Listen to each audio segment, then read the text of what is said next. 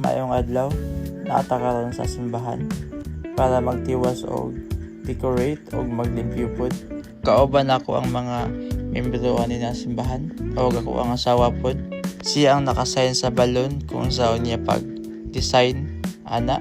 Unya dili adapita mo ang ginataod na ang tarp kauban ni Kuya Gilo, ang aptic na guitarist. Napo dili si nanay og mga young people o mga children for tomorrow's event.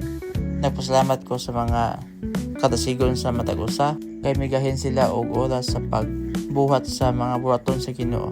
Og niuban pod ang mga bisita namo na mga pastor. Og gitaod na ni Kuya Gilo ang tarp basta sa mga trabaho ng mga tag-as na kailangan sa kaon.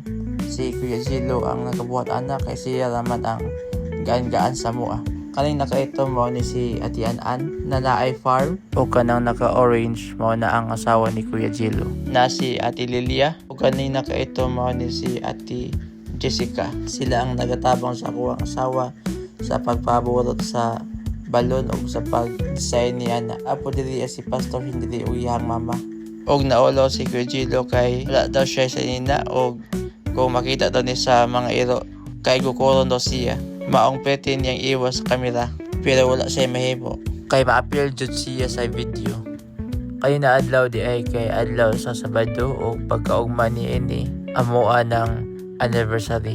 Ika 38 years na sa simbahan and counting pa. Busy kayo akong asawa nila na CEO paburot sa balon. Og hapit na may mahuman sa among decoration.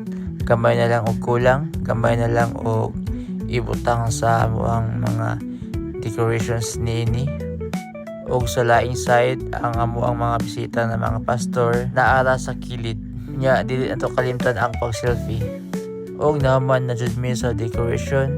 Amo ara ni siyang gi-simple kay dili mi maka-afford og mga mahalon na pag-decorate. Og amo na pong gi-arrange dili ang mga bangko. Nya taud-taud ani kay kami na pod ang mag-practice para sa kantahon ugma.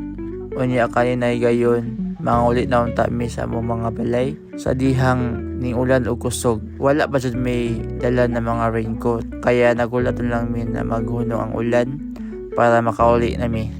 Unya ang ako ang asawa kay preting bisiha sa iyang pagbuhat og mga PowerPoint sa kantahon ugma. Pero kining tanan taliwala sa kakapoy o sa kahago nang malpayon mi sa buhat sa misteryo sa Ginoo.